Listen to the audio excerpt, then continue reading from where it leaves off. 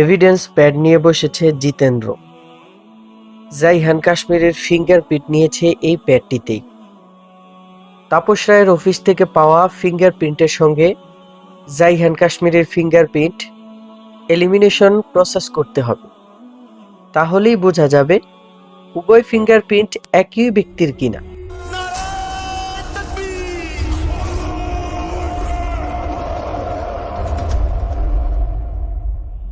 প্রথমে ছোট্ট একটা কেমিক্যাল টেস্ট করলো জিতেন্দ্র। তারপর উভয় ফিঙ্গারপ্রিন্টের মধ্যে এলিমিনেশন করে ফেললো দ্রুত। পুরোই হতাশ হলো সে। তাপস রায়ের অফিসে পাওয়া ফিঙ্গারপ্রিন্টের সঙ্গে জাইহান কাশ্মীরের ফিঙ্গারপ্রিন্ট মিলেনি। যাই হোক, তার কাজ সে করেছে। কিন্তু প্রশ্ন হলো, তাপস রায়ের অফিস থেকে পাওয়া ফিঙ্গারপ্রিন্টটি তাহলে কার? সেটাই তাকে খুঁজে বের করতে হবে। খুনির ফিঙ্গারপ্রিন্টটা ডিজিটালাইজ করলো সে। 97% রিকভার করা আছে সেটা। এখন শুধু ডাটা ব্যাংকের সঙ্গে ম্যাচ করে দেখতে হবে। 100 কোটি মানুষের দেশ ভারত। এর মধ্যে 85 কোটি মানুষের ফিঙ্গারপ্রিন্ট আছে ডাটা ব্যাংকে। এর মানে 85 কোটি মানুষের ফিঙ্গারপ্রিন্টের সঙ্গে খুনির ফিঙ্গারপ্রিন্ট এলিমিনেশন প্রসেস করতে হবে ম্যাচিং করে বের করার জন্য। ন্যারো ডাউন শুরু করলো সে। ফিঙ্গারপ্রিন্ট ডেটা ব্যাংকটি সিবিআই এর খুবই মূল্যবান একটি সম্পদ। কয়েক বছর আগে সারা দেশের ডিজিটাল ফরম্যাটে ফিঙ্গারপ্রিন্ট ও ছবি সহ ভোটার তালিকা তৈরি করা হয়েছে। সেই ডাটা বেঞ্চ তৈরি করতে হাজার হাজার মানুষের লক্ষ লক্ষ কর্মঘণ্টা ব্যয় হয়েছে। খরচ হয়েছে 15,000 কোটি রুপি। দেশের মোট জনসংখ্যার 25 ভাগই ভোটার। সে হিসেবে এই ডেটা বেঞ্চে দেশের 85% লোকের ফিঙ্গারপ্রিন্ট, ছবি ও সমস্ত তথ্য ডিজিটালাইজ ও সংরক্ষণ করা আছে। ডেটা বেঞ্চের সার্চ ইঞ্জিন সফটওয়্যার তখনই বানিয়ে নিয়েছিল সিবিআই এর একদল সফটওয়্যার ইঞ্জিনিয়ার। সার্চ করে খুনির ফিঙ্গারপ্রিন্ট মিলিয়ে দেখতে দেখতে অনেক সময় লেগে যাবে। কি করা যায় ভাবতেই একটা বুদ্ধি পেয়ে গেল জিতেন্দ্র। জেন্ডার ওয়াইজ সার্চ করা যায়। শুধুমাত্র পুরুষদের মধ্যে খুঁজে দেখতে শুরু করলো প্রথমে। ফাইলের সংখ্যা নেমে এলো 40 কোটিতে, যেহেতু দেশে নারী পুরুষ প্রায় সমান সমান। চট করে আরেকটা বিষয় উকি দিল তার মাথায়। শুধু দিল্লি সিটির মধ্যে সার্চ করতে শুরু করলো সে। এখানে ম্যাচিং না পেলে পরে রেঞ্জ বাড়ানো যাবে। এখন ফাইলের সংখ্যা আরো কমে গিয়ে দাঁড়ালো 1 কোটিতে। আরো সহজ করে নেওয়া যায়। সবাইকে সার্চ না করে যাদের বয়স 20 থেকে 50-এর মধ্যে শুধু তাদেরকেই সার্চ করতে শুরু করলো জিতেন্দ্র। এতে ফাইলের সংখ্যা আরো কমে এলো। এখন আর বেশিক্ষণ লাগবে না ম্যাচিং বের করতে। ডাটা ব্যাংকের ফাইলগুলো বর্ণনাক্রমে সাজানো। ফিঙ্গারপ্রিন্টটি যার, তার নাম যদি প্রথম দিকের কোনো অক্ষর দিয়ে হয়ে থাকে তবে দ্রুতই ম্যাচিং বের করা যাবে। সার্চের গতি বাড়িয়ে দিল সে। যে কোনো মুহূর্তে ম্যাচিং হয়ে যেতে পারে। কিন্তু অবাক হতে হলো জিতেন্দ্রকে। ডেটা বেঞ্চ সার্চ করতে করতে 3 ঘন্টা পেরিয়ে গেছে। এখনো ম্যাচিং খুঁজে পাওয়া যায়। হতাশ হয়ে কম্পিউটারের সামনে থেকে উঠে যাচ্ছিল সে। হঠাৎ করেই কম্পিউটারের স্ক্রিনের উপর একটা লাল আলো বিপ বিপ করে উঠল। খুশিতে উজ্জ্বল হয়ে উঠল জিতেন্দ্রের মুখ। অবশেষে ম্যাচিংটা পাওয়া গেছে। লাল আলোটার উপর ক্লিক করলো জিতেন্দ্র। সঙ্গে সঙ্গে একটা ফাইল ভেসে উঠল কম্পিউটারের স্ক্রিনে। ফিঙ্গারপ্রিন্ট, ছবি, অন্যান্য বিস্তারিত তথ্য সহ সবকিছু আছে ফাইলটাতে। তাপস রায়ের অফিসে পাওয়া ফিঙ্গারপ্রিন্টের সঙ্গে এই ফাইলের ব্যক্তিটির ফিঙ্গারপ্রিন্ট মিলে গেছে 98%। অসাধারণ ব্যাপার। ছবিটা 47 বছর বয়সী এক পুরোহিতের। নিচে তার নাম ধাম সহ যাবতীয় তথ্য। ছবি সহ তার যাবতীয় তথ্য সম্বলিত এই পেজটির একটি কালার প্রিন্ট বের করে নিল জিতেন্দ্র। মোহনদেবের কাছে জমা দিতে হবে প্রিন্ট কপিটি। রবি হরণ শর্মার মুখের দিকে তাকিয়ে আছে জেফরি। রবিহরণ শর্মার মুখে কেমন যেন একটা ছায়া পড়েছে। রাগী চোখে দারোয়ানের দিকে তাকালেন তিনি। থানা পুলিশ আছে ধান্দাবাজি নিয়ে। ইন্সপেক্টরকে কাল আসতে বলো, আজ গেস্ট আছে। দারোয়ান চলে যাওয়ার পর আবার চুপ মেরে গেলেন রবিহরণ শর্মা। জেফরি বুঝতে পারল কান্না সংবরণ করার চেষ্টা করে যাচ্ছেন তিনি, কিন্তু বেশিক্ষণ সংবরণ করে রাখতে পারলেন না। দুফোঁটা অশ্রু হঠাৎ করেই বেরিয়ে এলো তার চোখ থেকে। সলজ্জ ভঙ্গিতে চোখ মুছলেন কয়েকবার, তারপর হঠাৎ বাবা বলেই কান্নায় ভেঙে পড়লেন তিনি। একটু সামলে নিয়ে আবার শুরু করলেন, দেখো, আমার মেয়েটা আজকে 1.5 বছর ধরে ঠিকমতো খায় না, ঠিকমতো ঘুমায় না। না ঘুমাতে ঘুমাতে তার মানসিক প্রবলেম দেখা দিয়েছে। যাকে দেখে তাকে জড়িয়ে ধরে অসীম ভাইয়া অসীম ভাইয়া বলে। রবিহরণ থামতে পারলেন না। তার আগেই বাড়ির ভেতর থেকে মেয়েলি কণ্ঠের আওয়াজ ভেসে আসতে লাগলো, ছাড়ো মা, ছাড়ো, ভাইয়া এসেছে, ছাড়ো আমাকে। ডাইনিং রুমে বসে কথা বলছে আব্বুর সাথে। কণ্ঠটা বেশ চেনা চেনা লাগলো জেফরির কাছে। হঠাৎ করেই ভেতরে ঢুকে পড়লো একটি মেয়ে, পেছনে তার মা। অবাক হয়ে লক্ষ্য করলো জেফরি, এই সেই মেয়ে আশোক রায়ের বাড়ি থেকে কাঁদতে কাঁদতে বেরিয়ে আসতে দেখেছিল যাকে। আরেকবার দেখেছিল ওয়েস্টার্ন রেসিডেন্সিয়াল হোটেল অ্যান্ড রেস্টুরেন্টে। হঠাৎ করেই উড়ে এসে জড়িয়ে ধরলো তাকে। এই মেয়ে তাহলে রবিহরণ শর্মার কন্যা। মেয়েটা যেন ঘোরের মধ্যে আছে। কেউ কিছু বুঝে ওঠার আগেই হুট করে জেফরিকে জড়িয়ে ধরল সে। অসীম ভাইয়া আমার, কোথায় ছিলে এতদিন? বলে বসে পড়ল জেফরির পাশে। আড়ষ্ট হয়ে নিজেকে ছাড়িয়ে নিতে চাইল জেফরি, কিন্তু পারল না।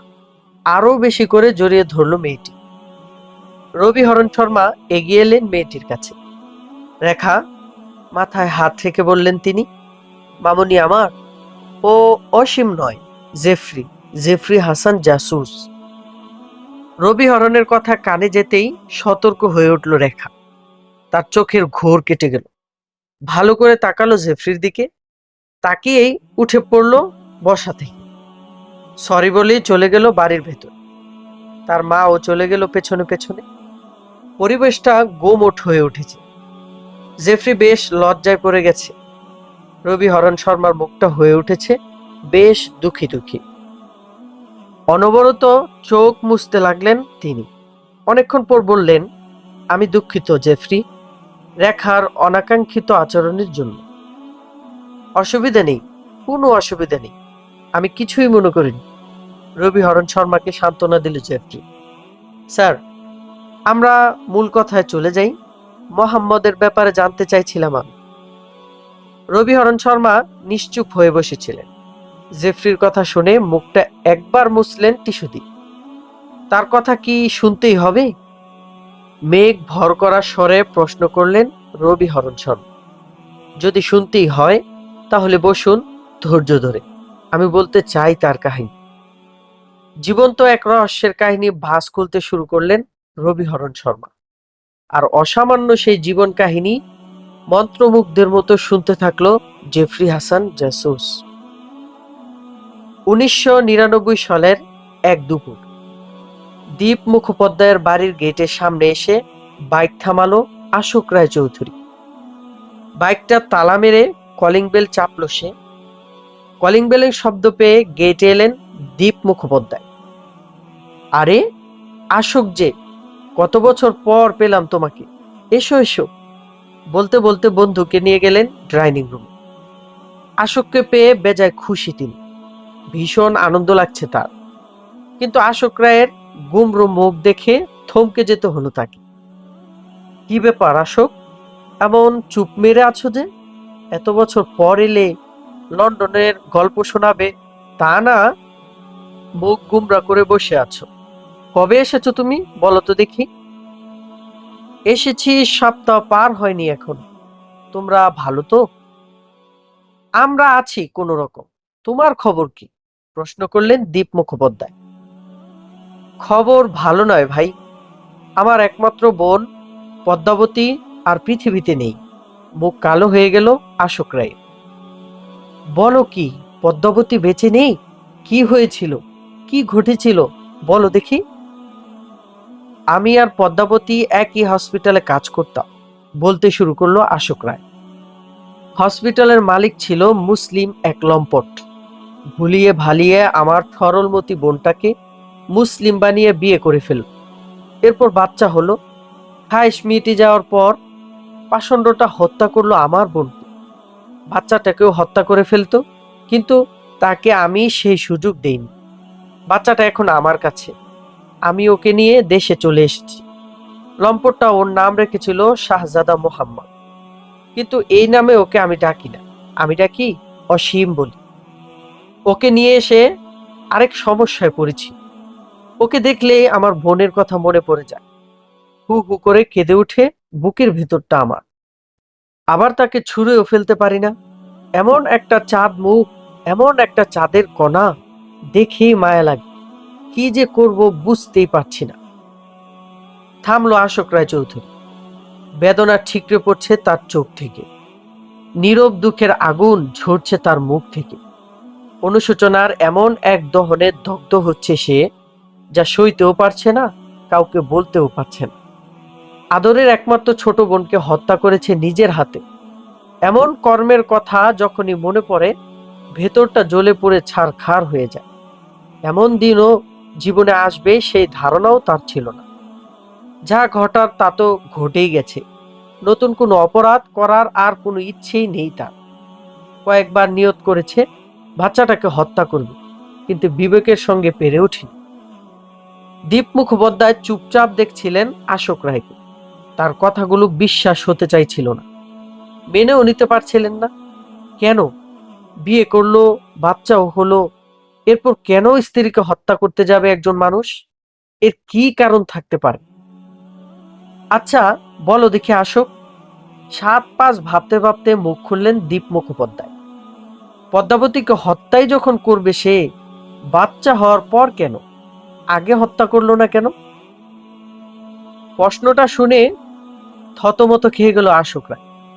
এ নিয়ে আমিও ভেবেছি, আমাকেও পীড়া দিয়েছে প্রশ্নটা। কেন আমি জানিনি, আমি কোনো উত্তর খুঁজে পাইনি। অবশ্য একটা উত্তর আমার কাছে আগে থেকেই ছিল। মুসলিম মানেই নারী বিদ্বেষী, অমানুষ এবং রেপিস্ট। তারা যে কোনো অমানবিক কাজ করে ফেলতে পারে কোনো কারণ ছাড়াই। তাই বলে যাকে ভালোবেসে বিয়ে করেছে সে তার সন্তানের মা, তাকে হত্যা করবে?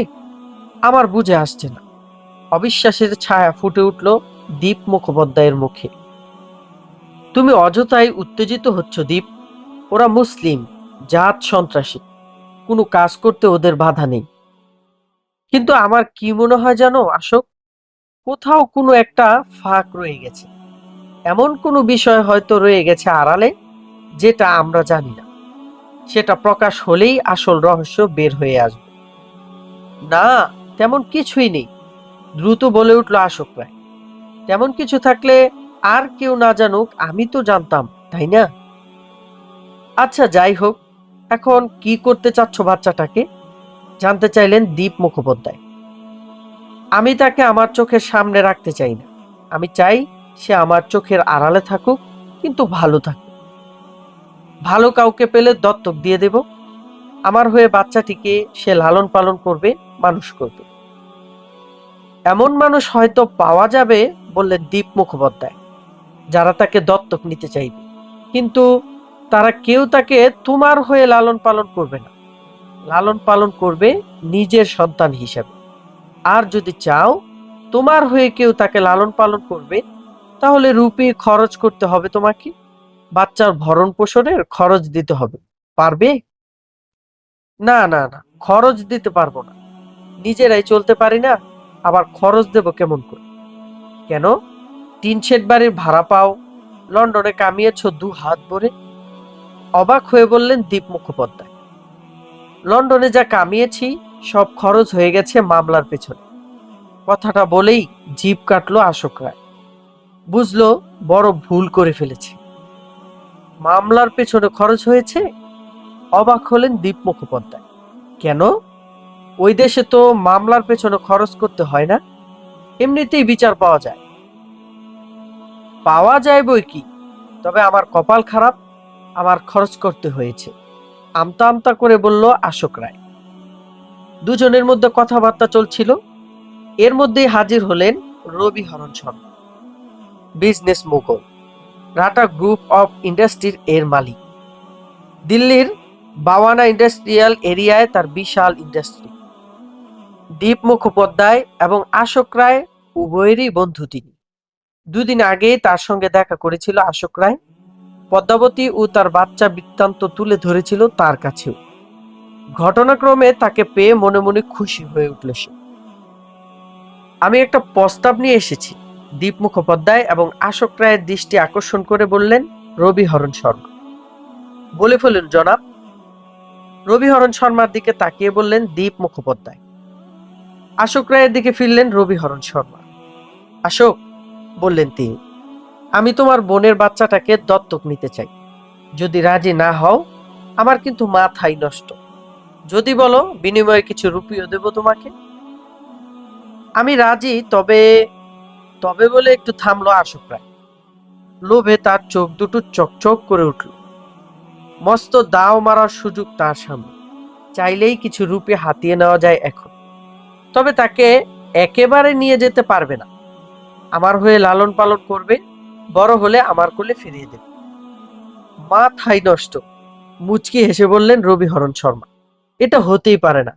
আমি নেব দত্তক সারা জীবনের জন্য, বড় করব নিজের সন্তান হিসাবে। তার প্রতি তুমি আর কোনো দাবি রাখতে পারবে না, একদম ভুলে যেতে হবে তার কথা, এমনকি তাকে দেখতেও চাইতে পারবে না। তোমার চোখের আড়াল করার জন্য ওকে নিয়ে আমি দিল্লি ছেড়েই চলে যাব। ভেবে দেখো, রাজি থাকলে বলো, কিছু রুপিও দেব তোমাকে। তুমি যেমনটা বলছো তেমনটাই যদি করতে চাও, বিরাট অঙ্কের রুপি দিতে হবে আমাকে। চকচক করে উঠল আশোক রায়ের চোখ। বিরাট অঙ্কের রুপি? কত? মাথা ঝাঁকালেন রবি হরণ শর্মা। 5 কোটি। 5 কোটি রুপি? তোমার জন্য এটা কোনো ব্যাপারই না, হাসলো আশোক রায়।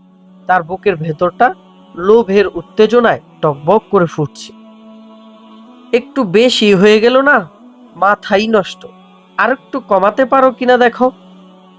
ওকে, তাহলে 3 কোটি দাও। মাথাই নষ্ট, হেসে বললেন রবি হরণ শর্মা।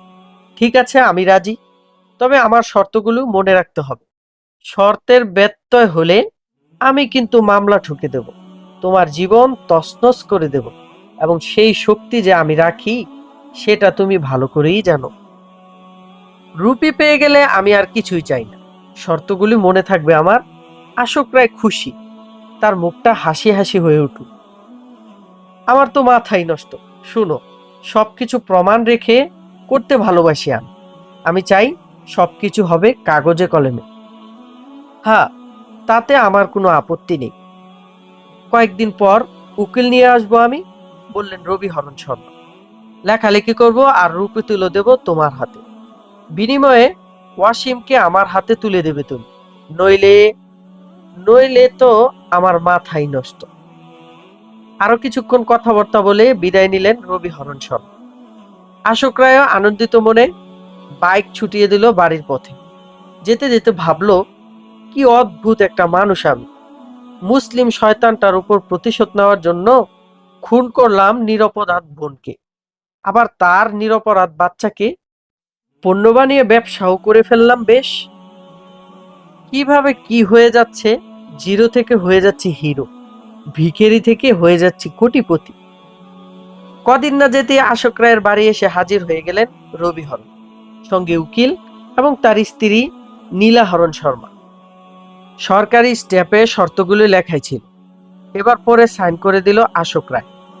রুপি ভর্তি একটা ব্যাগ আশোক রায়ের হাতে তুলে দিলেন রবি হরণ।